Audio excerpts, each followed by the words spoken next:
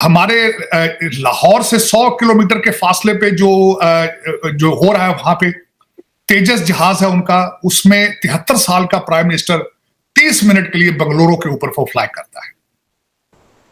उन्होंने भी फ्लाइट भरी है, इसको कहते हैं उड़ान भरना। इधर हमारे जो काकड़ साहब हैं उन्होंने भी उड़ान भरी है। ये लग्जरी जेट लाइनर में गए हैं खैरात मांगने के लिए। 2 उड़ानें उड़ी हैं इस रीजन में। डॉक्टर साहब एपेटाइट नहीं है इनके अंदर, क्या है? या वो आप एक लफ्ज बोलते हैं लेगेसी छोड़ना, वो क्यों नहीं है हमारे अंदर? हम पावर के सामने लेटने वाले लोग हैं, सरेंडर करने वाले लोग हैं। और आज किसके सामने सरेंडर करते हैं? डॉलर के सामने। पठानों के सामने सरेंडर करते थे, गोरों के सामने लेटते थे। आप किसी कमतर जानवर को शेर की खाल पहनाने से वो शेर नहीं बन जाता। सर हम तो जाते हैं सऊदीया भी अभी भी अपना मतलब उम्रा हज करने, और दुबई वालों को, शेख लोगों को अपना आइडियल समझते हैं। इस्लाम की प्रचार वहां से हुई, इस्लाम फैला वहां से, तो अभी तो सारा कुछ बदलता जा रहा है। इसकी वजह ये है कि जी हिंदुओं ने बहुत ज्यादा कंट्रोल कर लिया है उनके ऊपर, उनकी मईशत के ऊपर कंट्रोल कर लिया है। अच्छा। हिंदुओं ने हर बड़ी पोस्ट पे वो बैठे हुए हैं इस वक्त। इस वजह से कि हिंदुओं के बगैर वो चल नहीं सकते, इसलिए उनको जो है ना वो ये सब करना पड़ रहा है। दोस्तों, साजिद आर बिल्कुल सही कह रहा है। शेर की खाल पहनने से गीदड़ शेर नहीं बन जाता, और इन्होंने सारी जिंदगी यही काम किया है। इन्होंने शेर की खाल पहनी हुई गीदड़ है। देख लीजिए इनकी शक्लें। इन्होंने अपनी आवाम को यही बताया हुआ है कि हमारी आर्मी नंबर 1 है, हमारी ISI नंबर 1 है, और ये पतलूने उतार के भागते हैं। आज अब तो इनको तालिबान मार रहा है, जिसकी छोटी सी फोर्स है। रोज आए दिन इनके इतने सैकड़ों लोगों को मार रहा है, और ये छुपे बैठे हैं। अभी वैसे कहते थे हम नंबर 1 है, हमारी फौज नंबर 1 है। दोस्तों, ये हकीकत है। दुनिया के सबसे ज़्यादा डरपोक हैं ये, इसीलिए ये अपनी आवाम को भी डरा के रखते हैं कि हिंदुओं को आगे मार डालेंगे हमें। हिंदुओं का डर इतना ज़्यादा इनके अंदर भरा हुआ है कि पूछिए मत, पैंटें गीली हो जाती है इनकी, इसीलिए डरते रहते हैं ये। दोस्तों, प्लीज़ कमेंट्स कीजिएगा, वीडियो को लाइक कीजिएगा और चैनल को सब्सक्राइब जरूर कीजिएगा। Thank you very much. हमारे लाहौर से 100 किलोमीटर के फासले पे जो हो रहा है वहां पे तेजस जहाज है उनका, उसमें 73 साल का प्राइम मिनिस्टर 30 मिनट के लिए बंगलुरु के ऊपर वो फ्लाई करता है। उन्होंने भी फ्लाइट भरी है, इसको कहते हैं उड़ान भरना। इधर हमारे जो काकड़ साहब हैं उन्होंने भी उड़ान भरी है। ये लग्जरी जेट लाइनर में गए हैं खैरात मांगने के लिए। 2 उड़ानें उड़ी हैं इस रीजन में, जहां ये वही सरजमीन है जो 1947 से पहले बिल्कुल इकट्ठी थी। लेकिन इस साइड से जो उड़ान भरी जाती है खैरात मांगने के लिए, रूलिंग एलीट के लिए, और दूसरी साइड पे लोकल मेड जहाज के बारे में मैं उस पर थोड़ी सी मैं बात करना चाहूंगा कि वो जो उड़ान उन्होंने भरी है वो क्या है। पब्लिक सेक्टर ने उनको 123 तेजस तैयारों का ऑर्डर पहले ही दे रखा है। डिफेंस इंडस्ट्री जो है $26 बिलियन की प्रोडक्शन लेके जाना चाहता है 2025 तक। जब मेरा मुल्क जो है, जो जिसकी आंखें बंद हैं, कान बिल्कुल बंद है, जरा मैं थोड़ा सा उसके बारे में बोलना चाहूंगा कि बिल्कुल किसी को होश नहीं है, कोई चैटर नहीं है। आज तक ना नवाज शरीफ ने आगे को कह सका, ना मेरा मुर्शद पाक जो रियासत मदीना का ठेकेदार है उसके मुंह से ये मैंने किसी से आज तक ये नहीं सुनी बात। वो क्या है? चाइना के अंदर एक नया वायरस आ चुका है। चाइना के अंदर अनएम्प्लॉयमेंट इस वक्त पीक पर है। चाइना इन क्राइसिस है, उनको इस वक्त काफी इश्यूज चल रहे हैं उनका सप्लाई चेन का बिलखसूस। और दुनिया की हर बड़ी कंपनी वहां से क्या सीखा गया है कोविड के बाद कि हमने सारे एग्स एक बास्केट में नहीं डालने, चाइना की बास्केट में। तो वहां से बिजनेस निकल रहा है, भाग रहा है। चीमा साहब, आपके मुल्क में किसी ने ट्राई क्यों नहीं की उस बिजनेस को ग्रैब करने की? आपके मुल्क में भी लेबर बहुत सस्ती है, फारग है। हर गली के चौक पर 15-15 लड़के बेरोजगार खड़े हैं, सिगरेट पी रहे हैं, नशा कर रहे हैं। क्या वजह है? आपके 25 करोड़ लोगों में से एक इंसान ने ऐसा ख्वाब नहीं देखा कि उस बिजनेस को ग्रैब किया जाए। मैं फार्मास्यूटिकल इंडस्ट्री की बात करना चाहूंगा।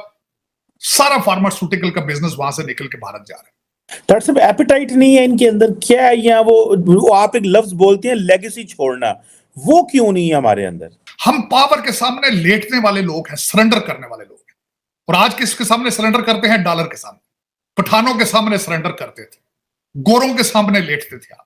किसी कमतर जानवर को शेर की खाल पहनाने से वो शेर नहीं बन जाता। हमसे ज्यादा अच्छे लोग, अच्छे वहाँ के रियासत सियासत हिंदुस्तानी है जो आज उनकी इज्जत है दुनिया के अंदर, हम बोल सकते हैं। हाँ जी, बिल्कुल बोल सकते हैं। हम में इतनी पावर है।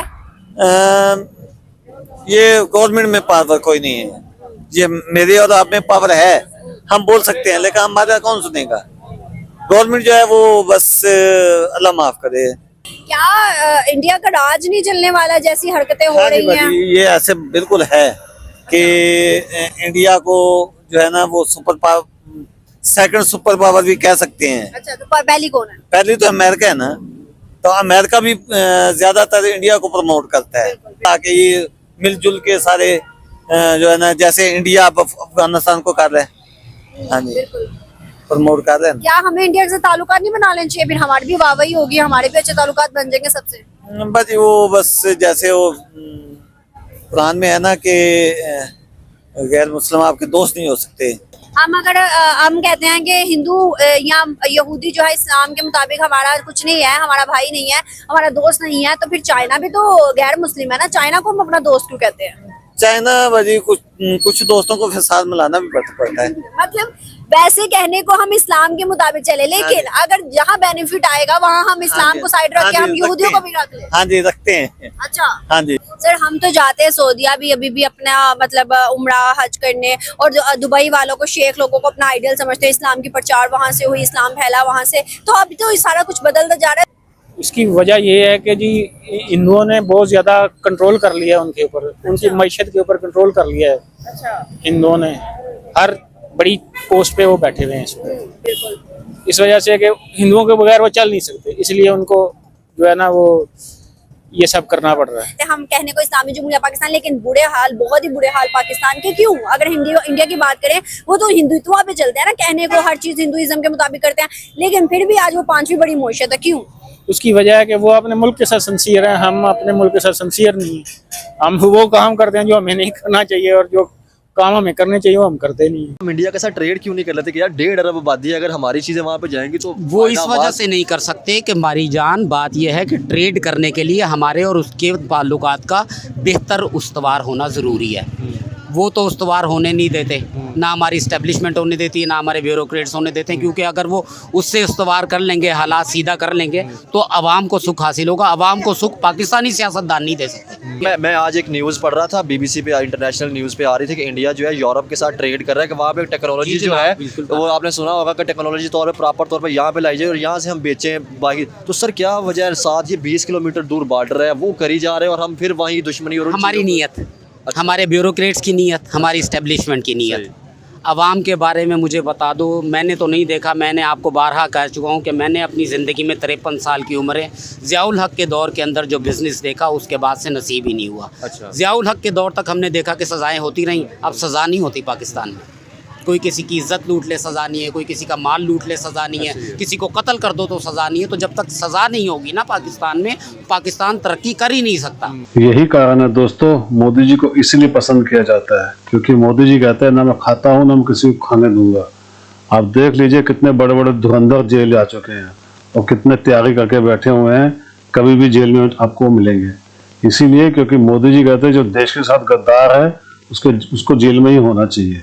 मेरे हिसाब से तो उसको जीने का भी हक नहीं होना चाहिए दोस्तों, उसको लटका देना चाहिए, क्योंकि जो देश का नहीं वो किसी का नहीं। तो मोदी जी ने सबक अच्छे से दे दिया है। अभी भी बहुत देश के गद्दार बैठे हुए हैं, आने वाले वक्त के अंदर वो भी लटकेंगे। पाकिस्तान यही चाहता है कि पाकिस्तानी यही चाहते हैं कि मोदी जी जैसा कोई उनको लीडर मिल जाए जो सच्चा देशभक्त हो, जो देश के लिए जिए, अपनी आवाम के लिए जिए। आप देख लीजिए, राम मंदिर बोला था बना दिया, 370 हटा दी, और क्या क्या चाहिए दोस्तों। आज हमारा देश 5th पोजीशन पे है, इसी साल हम 3rd पोजीशन पे आ जाएंगे। चीन की भी धज्जियां उड़ा के रख दी हैं, अमेरिका बोल नहीं सकता, है ना ये कमाल। दोस्तों वीडियो कैसी लगी प्लीज कमेंट्स करके बताइएगा, वीडियो को लाइक कीजिएगा और चैनल सब्सक्राइब जरूर कीजिएगा। Thank you very much.